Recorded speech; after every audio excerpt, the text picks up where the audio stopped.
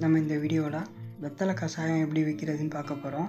இந்த வெத்தலை கஷாயம் சளியை போக்குறதுக்கு உதவியாக இருக்கும்.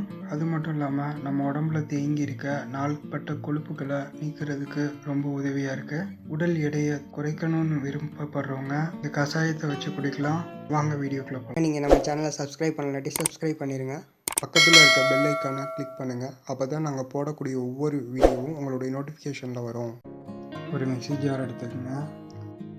3 வெத்தலையை எடுத்து அதை நல்லா கிழித்து பொடியாக கிழித்து மிக்ஸி ஜாரில் போட்டுக்கோங்க.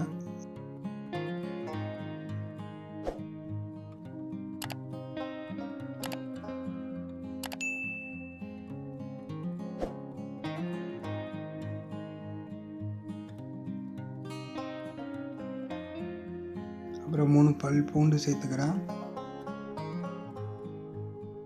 3 கிராம்பு, 1/2 ஸ்பூன் ஜீரகம், 1/2 ஸ்பூன் மிளகு, ஒரு ஏலக்காய் எடுத்து விதையை மட்டும் எடுத்துக்கிறேன். தேவையான அளவு தண்ணீர் சேர்த்து மிக்சியில் அரைச்சிக்கிறேன். அரைச்சி எடுத்த விழுதை ஒரு பாத்திரத்தில் போட்டு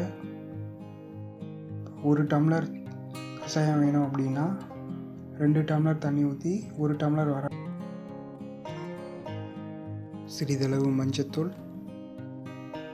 நல்லா கொதித்தோன்னா நம்ம ஒரு பாத்திரத்தில் வடிகட்டி மிதமான சூடு வர வரைக்கும் ஆற வச்சு அதுக்கப்புறம் நம்ம குடிக்கணும்.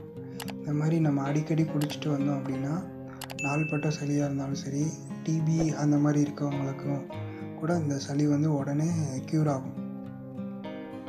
வாரத்துக்கு 2 நாள் அந்த மாதிரி குடிக்கலாம். காலையில் வெறும் வயிற்றில் குடிக்கலாம், இல்லை உங்களுக்கு எப்போ டைம் கிடைக்குதோ அந்த டைம் கூட குடிச்சிக்கலாம். நீங்கள் நம்ம சேனலை சப்ஸ்கிரைப் பண்ணலாட்டி சப்ஸ்கிரைப் பண்ணிடுங்க. பக்கத்தில் இருக்க பெல் ஐக்கானை கிளிக் பண்ணுங்கள். அப்போ தான் நாங்கள் போடக்கூடிய ஒவ்வொரு வீடியோவும் உங்களுடைய நோட்டிஃபிகேஷனில் வரும்.